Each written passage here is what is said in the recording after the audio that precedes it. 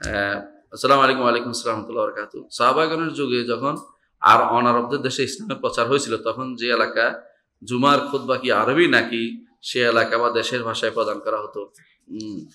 সাহাবা একরাম, সুবহানাল্লাহ, সাহাবা একরাম যেখানে যাইতেন ভাষা সহ যাইতেন। আমাদের বোধহয় সবচেয়ে ভালো ছিল ভাষার।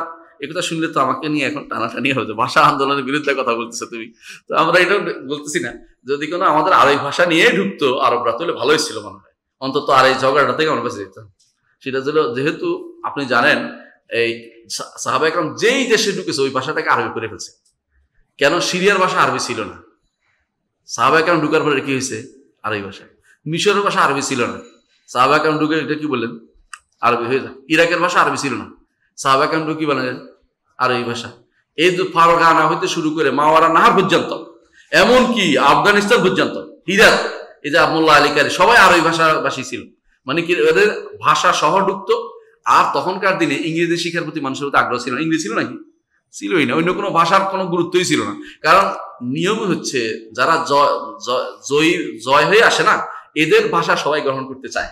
আমরা যখন এখন পর্যন্ত ইংরেজের কি করি, গোলামি, তো বুঝতে পারছেন, আমরা ইংরেজদের গোলামি করছি বলে ইংরেজি ভাষা না শিখলে আমাদের এখনো ইজ্জত যায়, আমাদের ইজ্জত চলে যায়, এবং আমাদের প্রশাসন চলে না।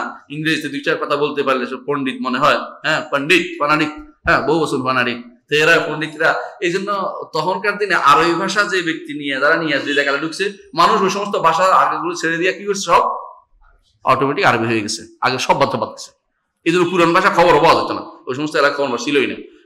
এই জন্য দেখেন, এই ইমাম বুখারী, তিরমিজি, নাসাই, ইবনে মাজাহ, এদের ভাষা কি আরবি ছিল? আরবি হয়েছিল। কেন? আগে তাদের এলাকার ভাষা আরবি ছিল না, কিন্তু মুসলিমরা যখন ঢুকছে তাদের ভাষার চিন্তা করে না। কারণ তোমার হচ্ছে যে তারা মনে করছে যে আমাদের এই দুনিয়াতে আমাদেরকে যে বিপদ থেকে, এই অন্ধত্ব থেকে, থেকে বাঁচাইছে আরবি ভাষার মাধ্যমে। আমরা কোরআন শিখছি, হাদিস শিখছি, সুতরাং আমরা অন্য ভাষা নিয়ে বসে থেকে আমাদের কি লাভ? ওটার মধ্যে আমাদের কি আছে? যারা আছে এই এখন বর্তমানে যারা মুসলিমদের বিরুদ্ধে কাজ করে, বেশিরভাগ সময় দেখবেন পুরাতন একটা ভাষাকে নতুন করে উজ্জীবিত করার জন্য টাকা পয়সা ব্যয় করে। লেবাননে এদের ফিনিকি একটা ভাষা আছে, ফিনিকি। তো এরা কি করছে, এটাকে জীবিত করার জন্য পয়সা ব্যয় করে। এমনকি তারা এই আঞ্চলিক ভাষায় পত্রিকা বের করার চেষ্টা করে। কেন? যে এই ভাষায় এই পত্রিকা বের হইলে ধীরে ধীরে মানুষ কোরআন ছেড়ে দিবে, আরবি ভাষা ছেড়ে দিবে।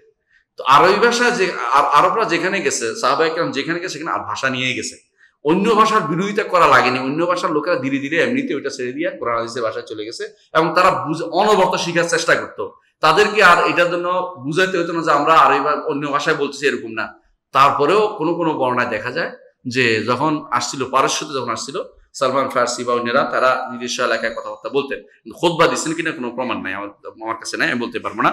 তবে এর অর্থ এই নয় যে অন্য ভাষায় দেওয়া যাবে না। আমি এই জন্য বলতেছি, এইটা দিয়ে দলিল অনেকে দিতে চায় যে অন্য ভাষায় খুতবা দিব কেন, সাহাবা একরাম তো দেয় নাই। সাহাবা একরাম তো আরবি ভাষায় কথা বলছে, আপনি আরবি ভাষায় কথা বলেন না, আমরাও শুরু করে দিব আরবি ভাষায় খুতবা দেওয়া, তো হয়ে যাবে। ঠিক বলছে না?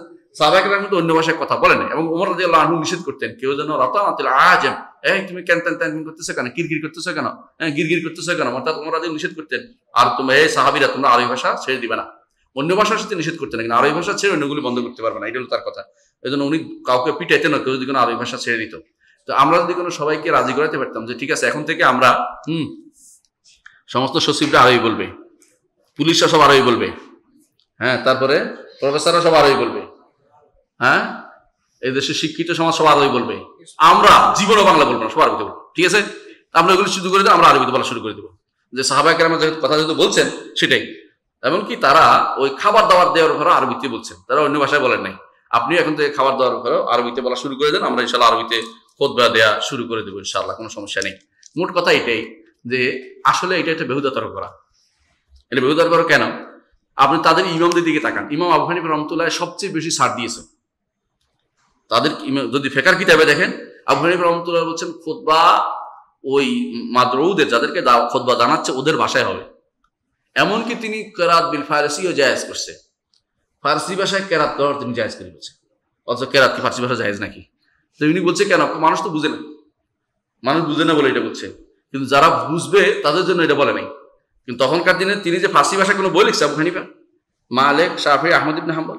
শাফি আরবি আছে, মালিক আরবি, ধরলাম। আহমদ ইবনে হাম্বল তো আর আরবি না বাইরের, ইমাম নাসাই, ইবনে মাজাহ, ওরা একটা বই অন্য ভাষায় লিখতে পারতো না, যে এত বই আমরা যখন বাংলা এখন বই লিখতেছি, ওনারা এত কষ্ট করে না, আর ওই ভাষায় একটা লিখে দিচ্ছে, সবাই কিন্তু এটা পড়ে আলেম হয়ে গেছে। এখন বাংলা ভাষা সব অনুবাদ করে আপনার ঘরে দিয়ে দিচ্ছি, তারপর আপনি পড়বেন না, আর আরবির জন্য দোয়াই দিবেন। হ্যাঁ, আরবি আপনাকে বলবো, আপনি কি বুঝছেন এটা বলতে হবে, আপনাকে কি বুঝছেন, আমি আজ খুতবা কি বলছি এটা বলতে হবে, তাহলে আপনাকে আমি আরবিতেই দিব, আর কোনো ভাষা দিব না। আর মধ্যে আরবি কম শিখি নাই, তাই না? 15 বছর ধরে আরবি শিখে আসছে, আপনারা তো 1 বছর 2 বছর না। তো আমরা আরবির জন্য এত কান্নাকাটি। হ্যাঁ, এটা কান্নাকাটি, এটা হচ্ছে রান্নাবাড়ি, এটা হচ্ছে মূল উদ্দেশ্য হচ্ছে যেন মানুষ দিন শিখতে না পারে, এই বুদ্ধি করতেছে, আর কিছুই না। দিন না শিখানোর জন্য যে এত কিছু বলে, এখন তো আমাদের যে সমস্ত কথা দিয়ে ভাওতাবাজি করে আমরা চলতাম, এটা এখন বন্ধ হয়ে যাচ্ছে। এই জন্য তারা এখন বাংলায় খুতবা দিতে হবে না, আরবিতে খুতবা দিতে হবে। ঠিক আছে, আপনারা আরবি শিখে ফেলেন, আমরা ইনশাল্লাহ আরবিতে খুতবা দেব, কোনো সমস্যা নেই। তবে মনে রাখবেন যে এই আরবিতে খুতবা দেওয়া বাধ্যতামূলক কোনো ইমাম বলেন নাই। বলছেন ওই সময় যেখানে আরবি জানা, যারা মানুষ আরবি জানে সেখানে অবশ্যই বাধ্যতামূলক, আর যেখানে আরবি জানে না সেখানে যে মাদুরা, অর্থাৎ যাদেরকে বলছে মুখাতাবরা যে ভাষা, সেই ভাষায় বলতে হবে। বেশিরভাগ যে ভাষা সেই ভাষায়। আর আমাদের বেশিরভাগ কেন, শতকরা 80%, 90% আমাদের আরবি বুঝে না। সুতরাং অন্য ভাষায় দেওয়া অর্থ হচ্ছে ফেরেশতাদেরকে বলা, ফেরেশতারা লেখুক, আমরা আপনার ঘুমান, ফেরেশতারা লেখুক, এটাই হলো উদ্দেশ্য। এটাই অনেকে মনে করে থাকে। হ্যাঁ, এই জন্য বেশিরভাগই খুতবার সময় ভালো একটা ঘুম দেয়, উঠে নামাজ দাঁড়িয়ে যায়, দেখুন তো ওযুর খবর নাই, কোনো খবর নাই, এই কাজ করে বলছে। এটাই হলো তো অধিকাংশের কাজ। তারপর তারা আরবির জন্য কি কান্নাকাটি, ওরে আল্লাহ, আরবিতে খুতবা হইতে হবে, বই লিখে বলছে। এক একজনে আরবি খুতবার জন্য বহুত কিছু করতেছে। মনে রাখবেন, আরবি খুতবা, আমরা আরবি খুতবা শুরু করি এবং শেষও আরবি বলি, মাঝখানে অন্য যেটাই হোক এটা ধরে নেওয়া হোক, কোনো সমস্যা নেই। তাও আপনাদের রাজি হয় না। কদ্দুর খুতবা দিলে হয় জানেন? খুতবার মধ্যে শর্ত হচ্ছে হামদ, সানা, সালাত, রাসূলের উপরে দুরুদ, আল্লাহর হামদ এবং তাকওয়ার কথা, এই জন্য এই 3টা আমরা আরবিতেই বলি। শেষে দিয়ে আবার দোয়া আছে, এগুলো আরবিতেই বলি। মাঝখানে যেগুলি বলছি ধরে নেন যে এগুলো অন্য কিছু বলছে, তারপর তো আপনার তো শেষ, যেটুকু হওয়ার দরকার একটু তো আরবিতেই বলছি, এগুলি আপনার হয়ে গেছে। তারপরে আপনি ঝগড়া করেন কেন? ঝগড়ার কারণ হচ্ছে একটাই, বাংলায় বলে তো সব বলে দিল, কোনো গোমর ফাঁক বাকি রাখলো না, এই জন্য তারা মনে কষ্ট আসে।